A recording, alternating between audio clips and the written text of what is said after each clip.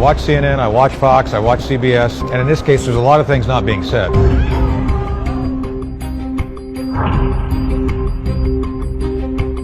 It almost certainly is a recombination event that was laboratory driven.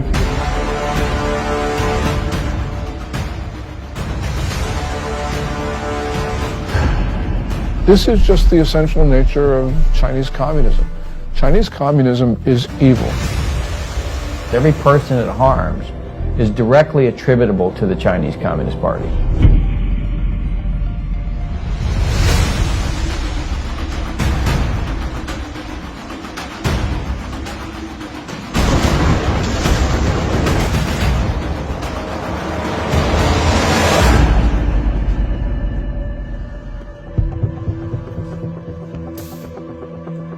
I began looking into the origin of the now widely known coronavirus in early February, with its timing amid the Hong Kong protests, the Taiwan elections, and the U.S.-China trade deal. My name is Joshua Phillip. I'm an investigative reporter at the Epoch Times in New York, writing about the Chinese Communist Party's programs of espionage and unconventional warfare for well over a decade.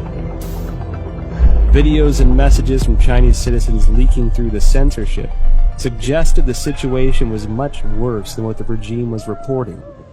As my research progressed, initial answers turned into more questions. I soon realized there was much more to the story than we were being told. Today, the coronavirus is impacting over 100 countries around the world. Billions of lives are at risk. And from what is said by the Chinese Communist Party, this allegedly started spontaneously in the seafood market in Wuhan, China.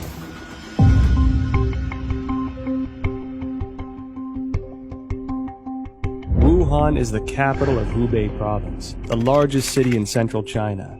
Huanan Seafood Market is located in Jianghan district of Wuhan City and is a large, comprehensive market that includes pork and a variety of frozen seafood, flavored spices, as well as some game meats. The first thing that received public attention about the epidemic was an internal notice from the Wuhan Health Commission. There has been a continuous occurrence of pneumonia cases of unknown cause. The notice issued on December 30, 2019, clearly required all medical units to report similar cases of unknown pneumonia. The notice started spreading online, and on December 31, 2019, the Wuhan Health Commission issued a public notice for the first time, saying that some medical institutions found a link between the pneumonia cases and the Huanan seafood market. However, the notice pointed out that there was no evidence of obvious human-to-human transmission and no infection among medical personnel. On January 1, 2020, the Huanan seafood market posted a notice of closure. This was followed by a thorough cleanup of the market, which as an investigative reporter seemed rushed. Guan Yi, a well-known Hong Kong expert, echoed my concern that the move was like destroying a crime scene. Since then, Wuhan officials have repeatedly said that most cases of pneumonia in Wuhan have a history of exposure to the Huanan seafood market. On January 26, the Institute of Virology of China CDC announced that 33 of the 585 environmental samples from the Huanan seafood market were found to contain the novel coronavirus nucleic acid, and the virus was successfully isolated from the positive culture samples, suggesting that the virus originated from wild animals sold at the market.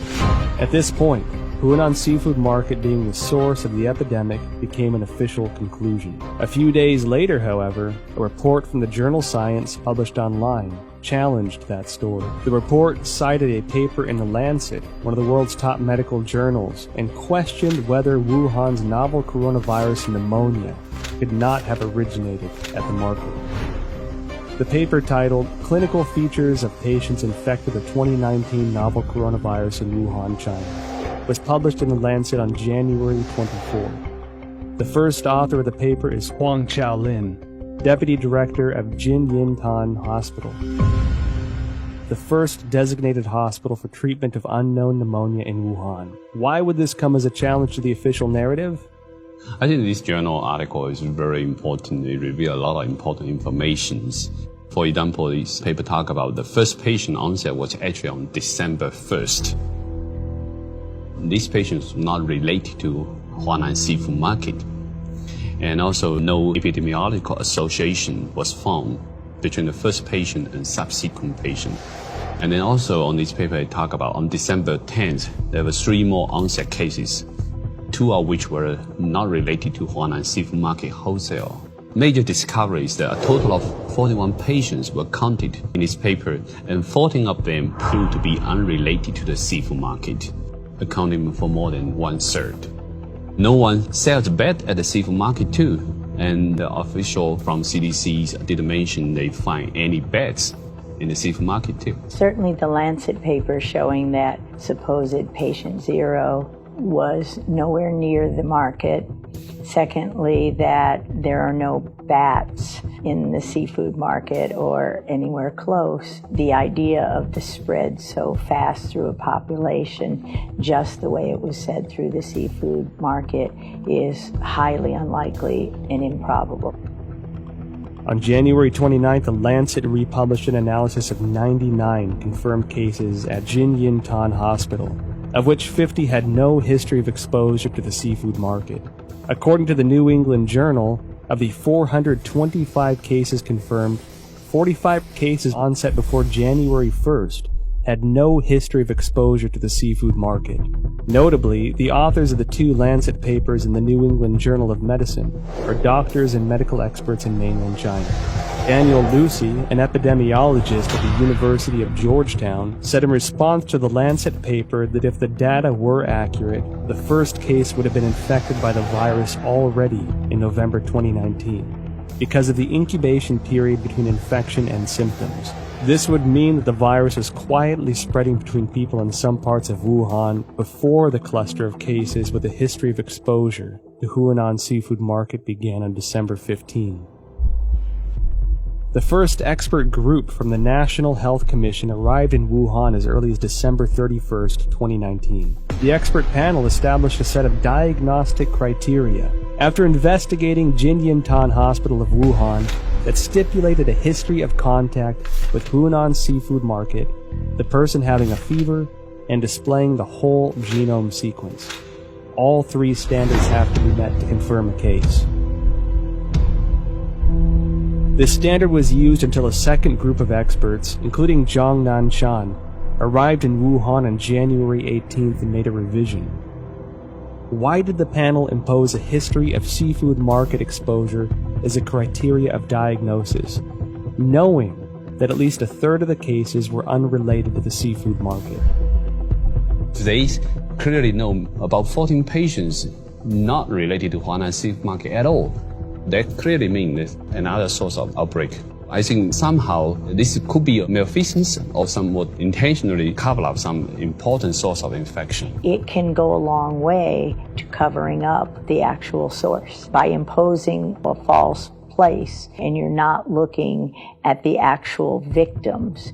Then you're only allowed to find your keys under the light post. The numbers that we're getting from China about new infections and deaths are highly suspicious.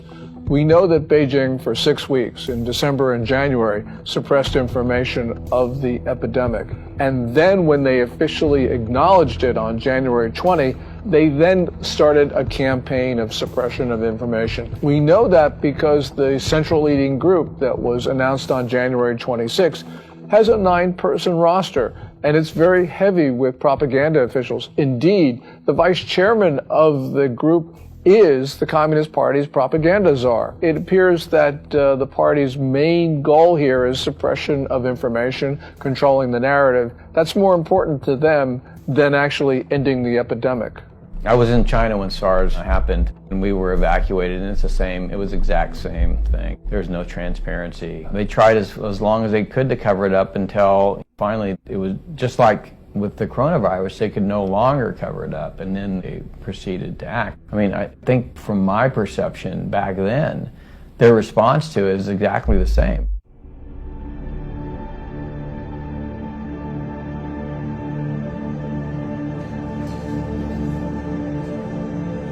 On January 10th, China disclosed the full genome sequence of the Wuhan novel coronavirus, and many of the world's top virologists began analyzing it. As early as January 7th, academic Zhang Yongzhen from the National Institute of Communicable Disease Control and Prevention, along with the School of Public Health of Fudan University, submitted a joint paper to Nature.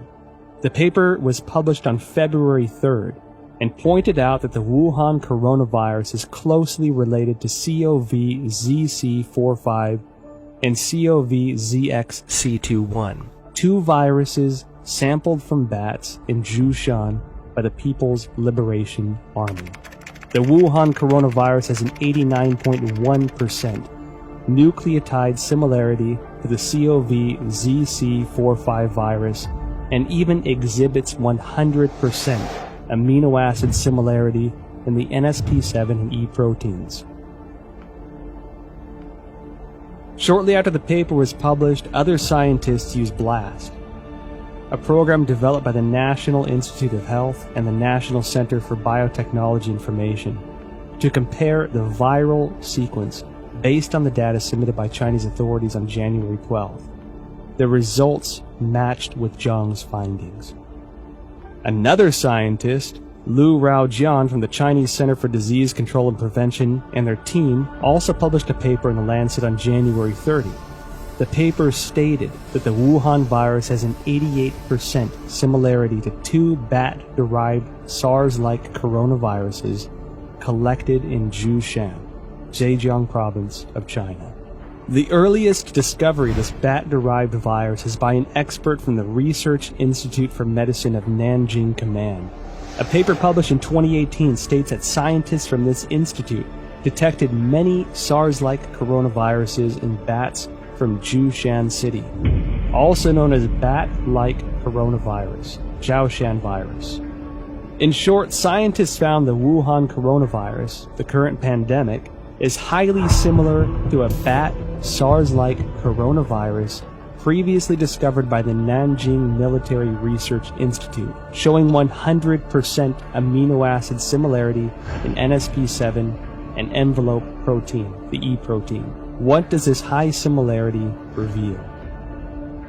Hard to see a protein is 100% identical when the virus jumps species. And so that was suggesting maybe the virus could be generated with a reverse engineer process. I certainly believe that the 100% amino acid similarity says it can't possibly be a natural mutation. It almost certainly is a recombination event that was laboratory driven.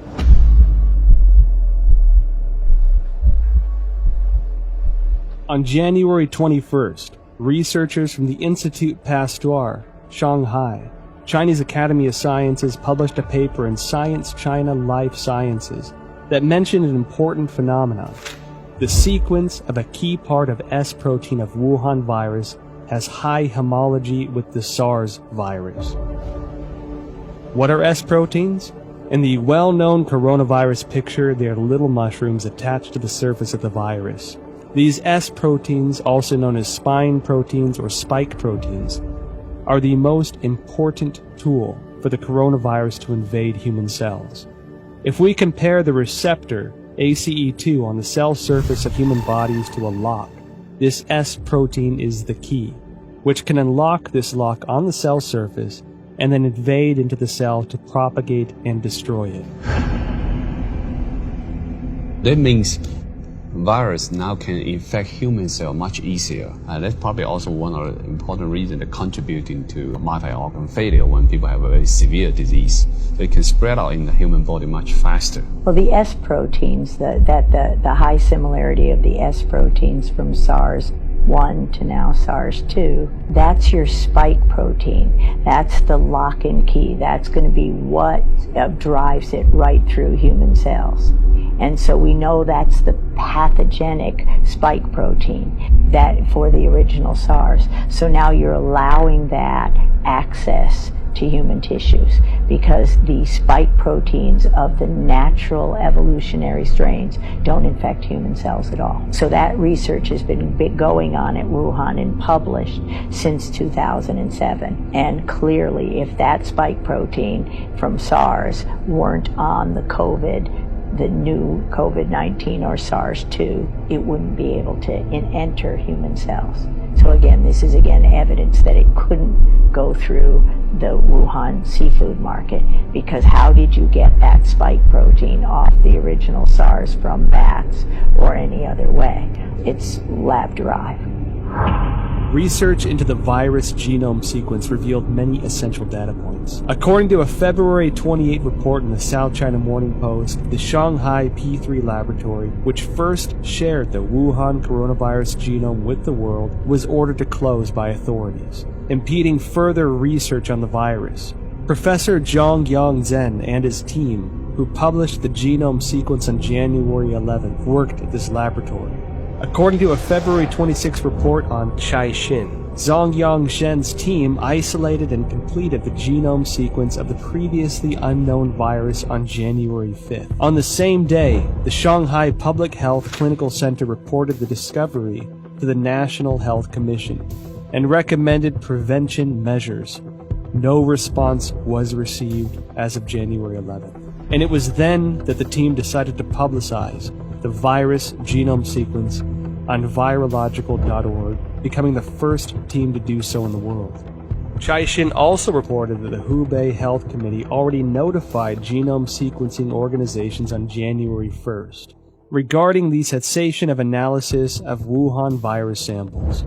Existing virus samples must be destroyed. Information on the samples, related to papers and related data, are all prohibited from release.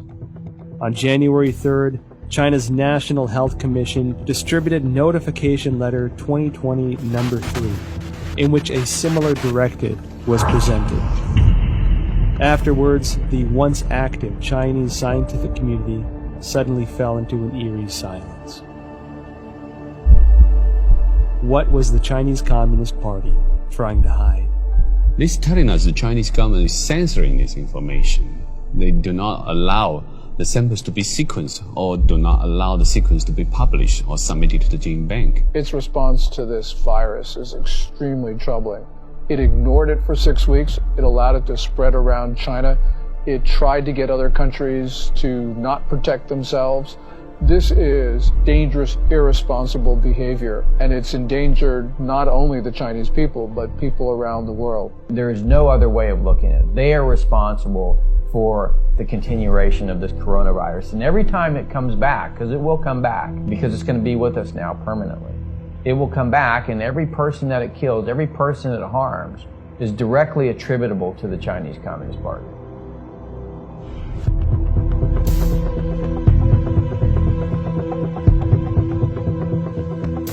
Through investigating the genome sequence, I found it significant that the S protein of the Wuhan coronavirus was critical in its cross-species ability to infect humans. While I was searching for related studies online, one Chinese virologist in particular caught my attention.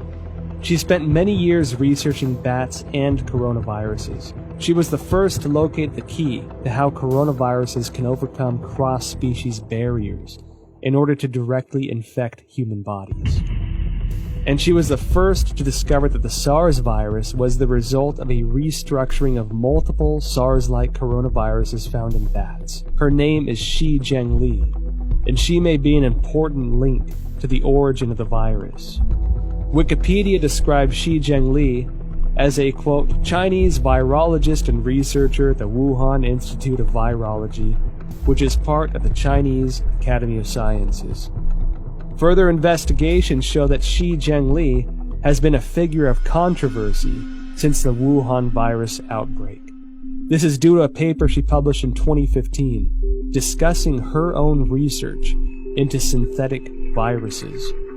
Caixin, a media company with ties to the Chinese Communist Party, interviewed Shi Zhengli in an attempt to refute these rumors. Dr. Zhengli, she is one of the top experts in China studying about coronavirus in Wuhan Institute of Virology. She has so many publications from collecting, identify bad coronavirus from bad caves. Her lab had these capacities and very sophisticated capacity to generate mutations to make it best fit in human expression as well.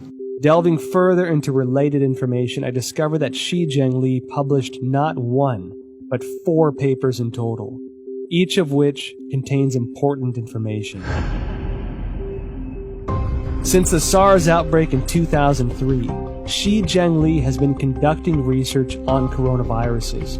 From 2010 onward, the focus of Shi and her team was redirected to identifying the capacity for coronavirus transmission across species, specifically putting the spotlight on the S protein of the coronaviruses. In other words, her team's research in the Wuhan lab has been looking into the part that can make coronaviruses transmittable to humans. In June 2010, a team including Shi Zhengli published a paper. It describes research to understand the susceptibility of angiotensin converting enzyme 2 ACE2 proteins of different bat species to the S protein of the SARS virus. In the experiments, they also modified key amino acid convents to mutate the bat's ACE2 to examine compatibility with the SARS S protein. This paper demonstrated their awareness of the special relationship between the S protein and the ACE2 receptor. It also signified that Shi had unearthed the passageway for coronaviruses into human bodies. In October 2013, Shi and her team published a paper in the authoritative science journal Nature. They claimed a breakthrough in coronavirus research. What was their breakthrough? They successfully isolated 3 viruses from bats, one of which had an S protein that integrated with human ACE2 receptors. This effectively demonstrated the human infection of SARS-like viruses to humans without the need of an intermediary host.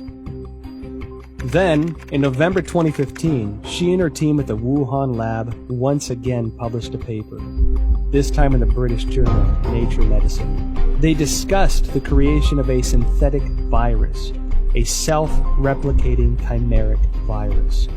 This virus had the SARS virus as the framework, with the key S protein replaced by the one they had found in a bat coronavirus she mentioned in her 2013 paper. This new virus demonstrated a powerful ability for cross-species infection. The mice infected with this synthetic virus revealed severe lung damage with no cure. This symbolized that Shi's successful splicing of the SARS virus was a key to open the door to the cross-species transmission. What is startling is that these successful experiments on mice were only the tip of the iceberg. They planned to further experiment on primates. Although Shi Zhengli did not indicate any conclusion from this research, her move to research on primates suggests this was to more closely simulate the infection of humans with this new synthetic virus. This wasn't done without controversy, however. Shi's experiments quickly triggered widespread debates from the academic community. Simon Wayne Hobson of the Pasteur Institute in France expressed deep concerns. He told Nature, if the new virus escaped, nobody could predict the trajectory. Propagation could happen anywhere.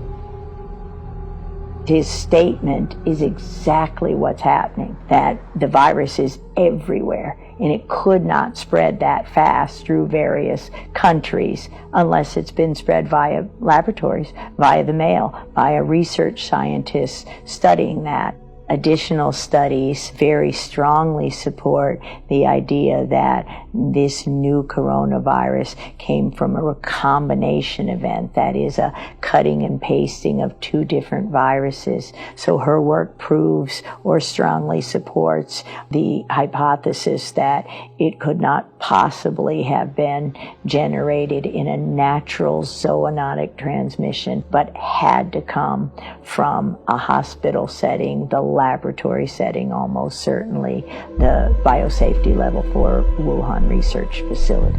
However, this did not terminate Shi's research. On November 14, 2018, Shi Zhengli spoke at the School of Life Sciences and Biotechnology at Shanghai Jiaotong University. The topic was bat coronavirus and its cross-species infection. Reports of this event have since been deleted from the university website. I discovered 2 more significant pieces of information regarding the dangers of the research conducted by Shi Zhengli's team.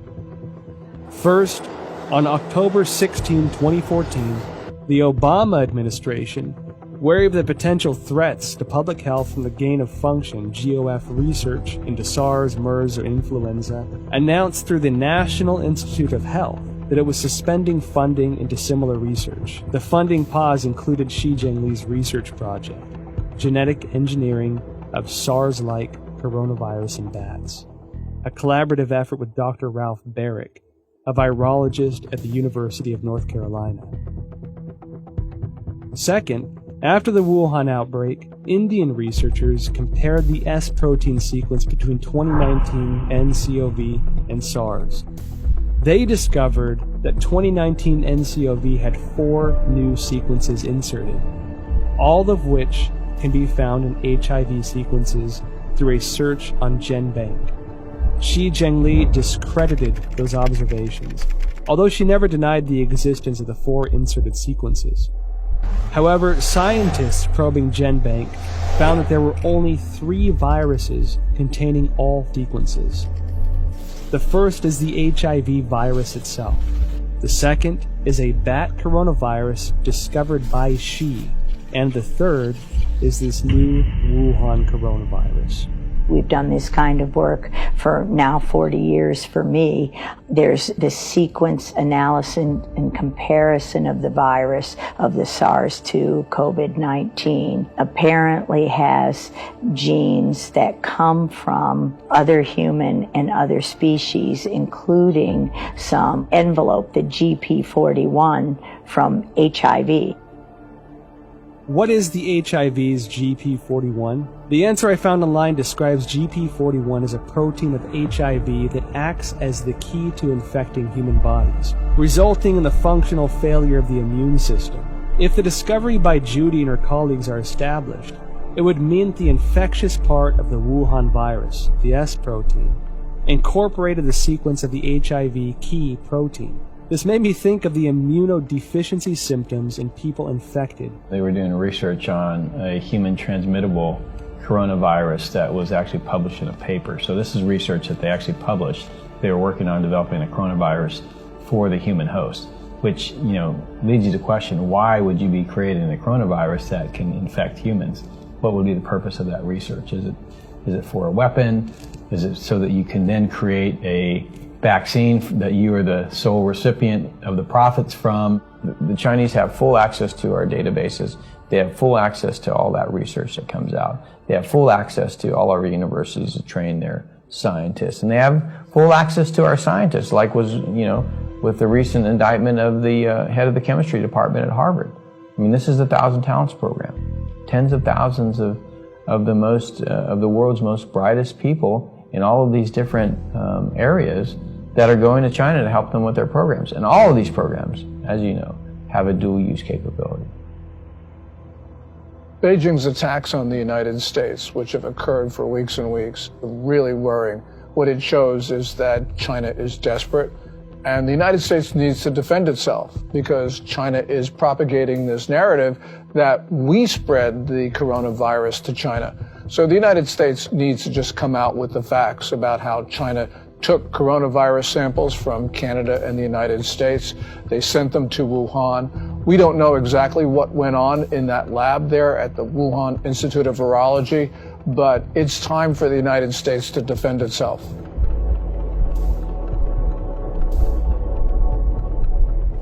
January 23rd, 2020.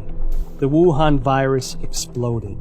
While Wuhan announced the lockdown of the city, Shi Zhengli and her team released a paper stating that the Wuhan coronavirus was of probable bat origin. This was published in Nature on February 3rd. The paper indicated that the Wuhan virus utilized the same key as SARS to gain entry into the human body.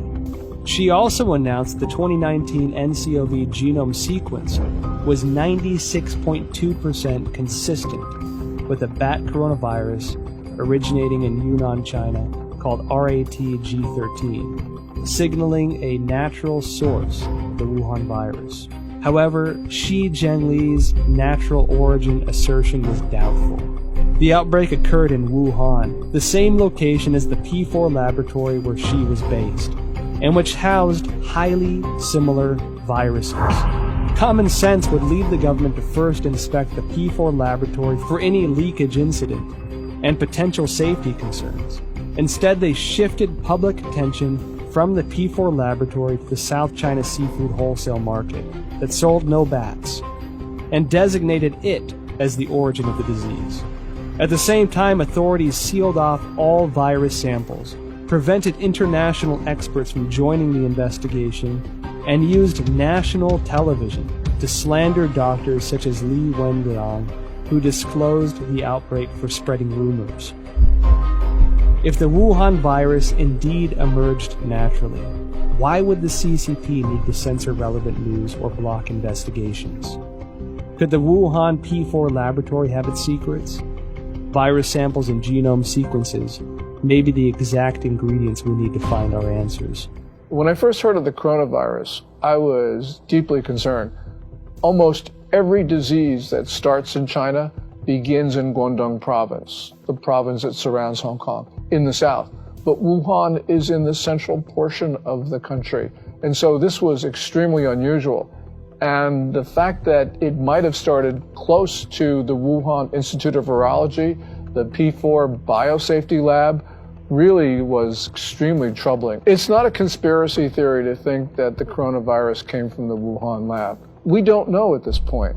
And until we know, the theory about the lab origin is certainly something that we should consider. I noticed that after the outbreak, the Wuhan Institute of Virology kept strangely quiet. Under normal circumstances, as the nation's highest level of virology research institute, it should be the first one to actively respond when the entire country is working around the clock, attempting to control a disease like this. One that so closely fits the type of viruses its scientists were researching. In contrast, the Institute had a highly visible demonstration on CCTV of their efforts to detect and prevent the outbreak of virus V in pigs of Guangdong in 2018. It should be noted that the Wuhan Institute displayed a series of abnormal events since the start of 2020. January 2nd, an email from the Director General of the Institute to all internal staff was circulated. The subject was notice regarding the strict prohibition of disclosure of any information related to the Wuhan unknown pneumonia. National Health Commission clearly mandates that all detection, empirical data, results, and conclusions related to this outbreak cannot be published on self-media or social media, nor disclosed to any media, including state media, or collaborative organizations, including any technical services companies. January 21st, a new drug, remdesivir, provided for free by the United States to China for Wuhan coronavirus treatment, was preemptively patented by the Institute. February 3rd, Dr. Wu Xiaohua blew the whistle using his real name that Xi Zhengli's haphazard laboratory management may have led the Wuhan virus to leak from the lab. February 4th, Chairman of Duoyi, Xu Bo, blew the whistle using his real name that the Wuhan Institute of Virology was suspected of manufacturing and leaking the Wuhan virus. February 7th, top biochemical weapon expert of the People's Liberation Army, Chen Wei, officially assumed control over Wuhan Institute of Virology's P4 laboratory. February 14, Chinese leader Xi Jinping called for the inclusion of biosecurity into China's national security framework and to accelerate the introduction of a biosecurity law. February 15, the Institute refuted widely spread rumors on Chinese social media that a female graduate, Huang Yanling, was patient zero and had perished. However, Huang's photo, CV, and thesis were all removed from the Institute's official website, leaving only her name. February 17, Institute researcher Chen Chuanjiao blew the whistle using her real name that Director General of the Institute, Wang Yanyi, was suspected of leaking the virus. I graduated from the University of Virginia in 1980. My first job was to go to the National Cancer Institute, which was housed at Fort Detrick, Maryland, the same place that houses the USAMRIID, U.S. Army Research Institute on Infectious Disease, the biosafety level 4 facility, equivalent of the Wuhan facility. And so at these facilities, it's where investigators who I went in there myself, you can see the breakdowns in safety, and it's everywhere. That's why I have no doubt the Chinese biosafety level 4, it was just as lacking in safety, in rigor. You can argue that they don't care. Suspected of leaking the virus, military biochemical weapons expert assumes control. Biosecurity law.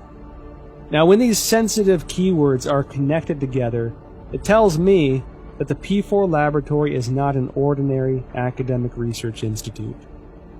I decided to start from the beginning of the Wuhan P4 lab. On January 23rd, the day Wuhan was locked down, French website challenges.fr published an article that revealed many details of the collaboration between France and China to establish the P4 laboratory in Wuhan. In 2003, after the SARS outbreak in China, the Chinese Academy of Sciences requested assistance from the French government to build a virology research center of the highest level. With the support of then French Prime Minister Raffarin, the two countries signed a contract to jointly construct the P4 laboratory under a wave of contention. According to the contract, French architect RTV in Lyon was responsible for the engineering of the laboratory. However, Chinese authorities switched the work to a local Wuhan architect, IPPR, based on research conducted by the General Directorate of External Security. IPPR had close ties to subsidies of the Chinese military, some of which were already targets of concern by the American CIA.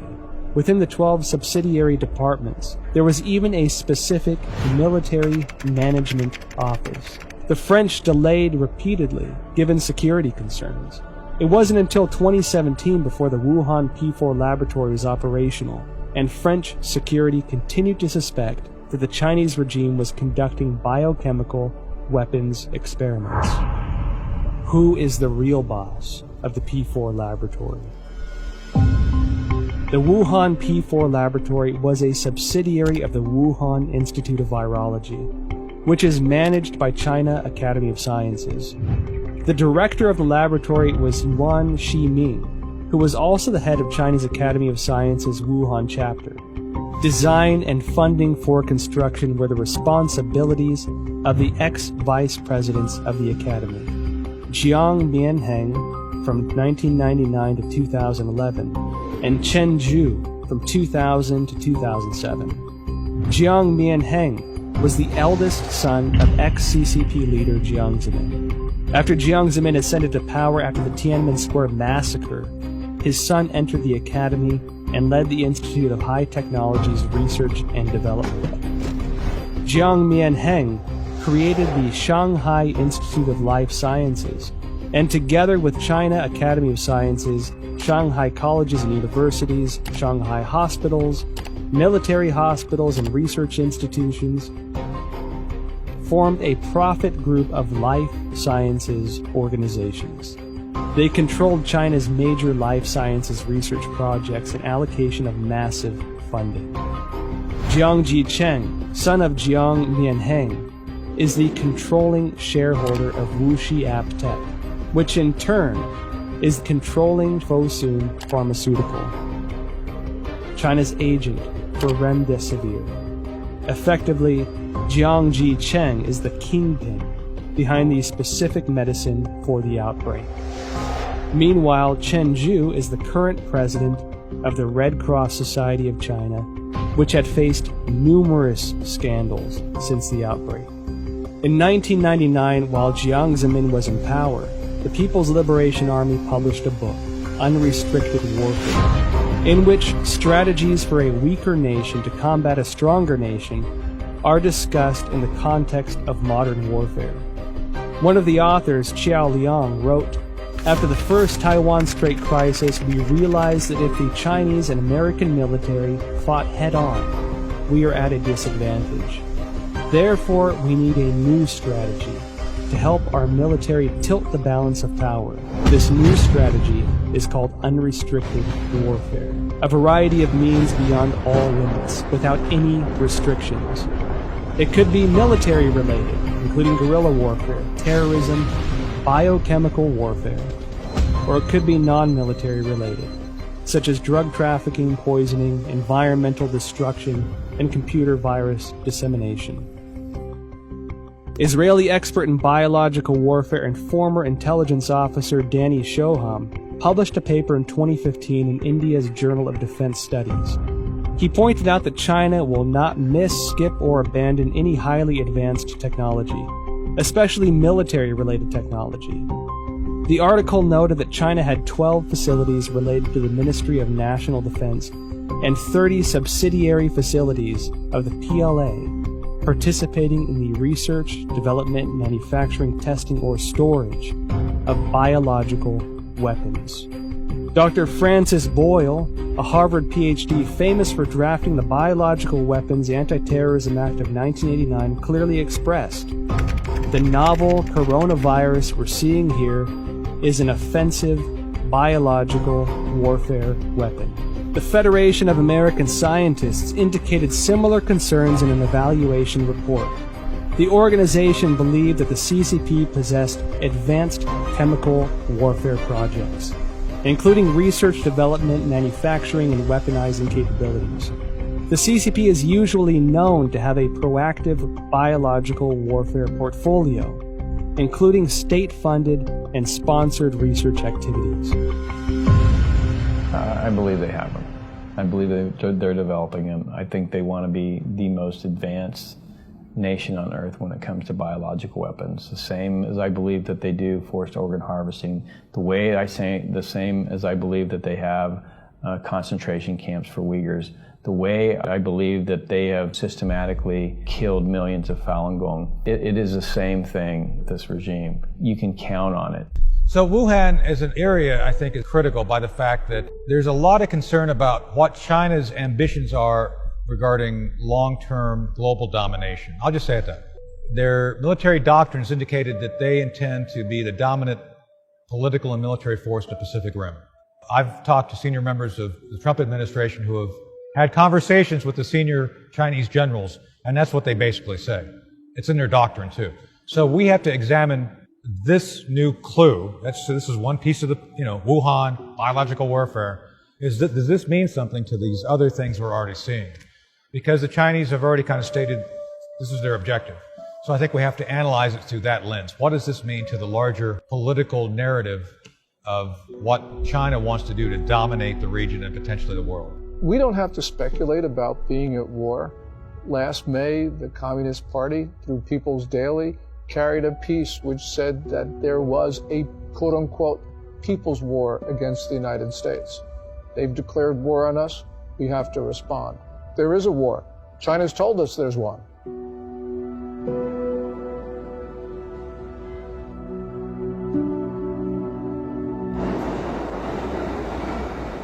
At present, the Wuhan coronavirus pandemic has spread to about 190 countries, with no signs of slowing down. The United States announced a state of national emergency. Europe became the new center of the outbreak. The world's largest art museum, the Louvre, and the Eiffel Tower closed to the public. Tragic scenes, previously only found in Hollywood films, are now playing out live on the world stage. And given how closely it seemed to align with the Chinese regime's narratives, I can't help but question the role the WHO had in this catastrophic pandemic. Well, I think all you have to do is look at the photo of Tedros and Xi shaking hands, Xi standing there, Tedros going up to there, and it really is indicative of how China controls many of these international institutions. You can see that the WHO is essentially following Chinese Communist Party's guidelines. You can see that the UN Human Rights Council is similarly following what China does. From the very beginning of the coronavirus outbreak, the Communist Party has done its best to prevent the CDC and others from studying the origin of this disease. We don't know what's there, but the fact that the Communist Party is covering this up should trouble us deeply. Then you see the World Health Organization take over YouTube. And what's amazing is now at the bottom of every YouTube video, even from Chris Martenson with his daily updates, he's just reading facts. Now it's the World Health Organization is a forced link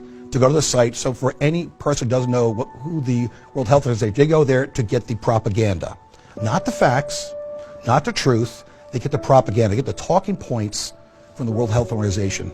And that is also it's a shame that American corporations, especially social media, like Google, like Facebook and Twitter, they're trying to censor or ban or shadow ban or manipulate algorithms, so on and so forth, to prevent an actual honest conversation.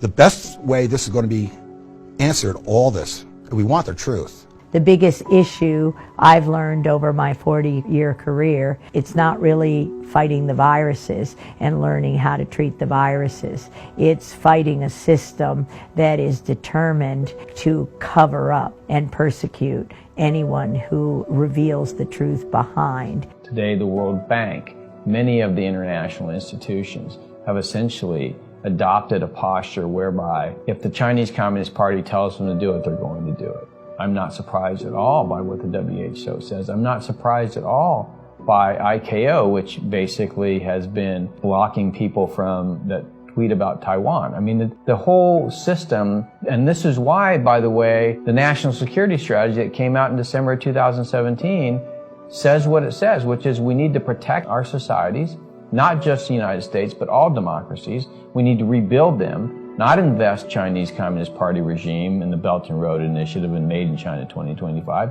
And we need to inspire people again to believe in democracy. Every country has diseases, but in China they become national emergencies and global emergencies because the real disease here is communism. A sprawling and aggressive disinformation campaign unleashed globally by the Chinese Communist Party. The propaganda push, which has escalated in recent weeks, aims primarily to deflect blame over the Chinese regime's botched handling of the Wuhan coronavirus, to sow discord internationally, and to portray the image that the regime has contained the outbreak. During the investigative interview process, well-known scientists who once suggested a laboratory origin of the virus declined to be interviewed one after another. Some avoided the topic of virus origin completely. Some had already composed scientific arguments but abruptly retracted their papers. I felt as if a giant net of censorship was cast by the CCP over virologists around the world. Silence at this time could have consequences for the health and lives of billions of people. I watch CNN, I watch Fox, I watch CBS, and I try to make my own assessment. And a lot of the time, you can figure out what's really going on by what they're not saying. And in this case, there's a lot of things not being said. Bottom line, they want to make money from China. They fear the Chinese repercussions if they air this stuff. It just gives you an indication of how powerful the Chinese Communist Party is.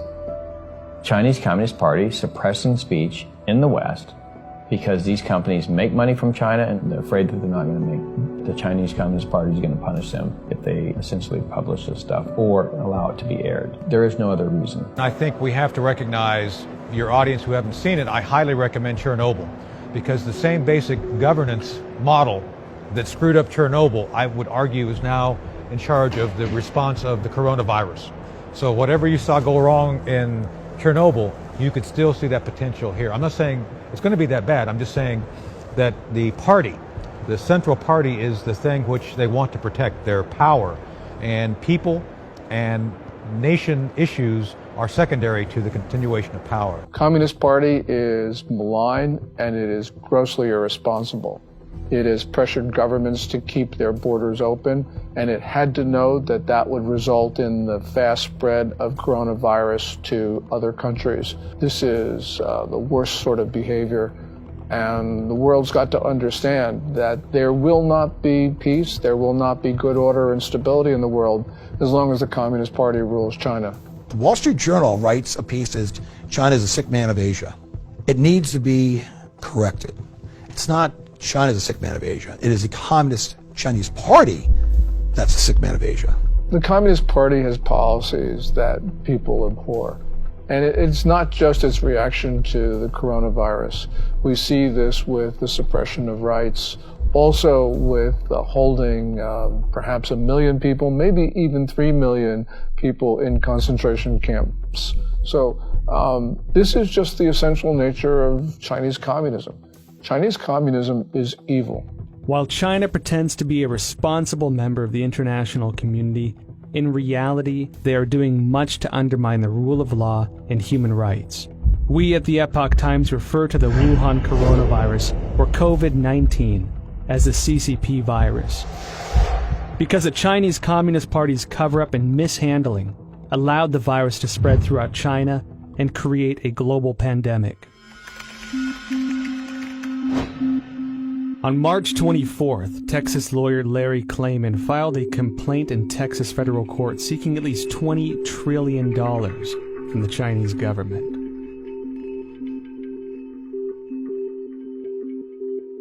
Klayman said in a statement, quote, "The Chinese people are a good people, but their government is not, and it must be made to pay dearly."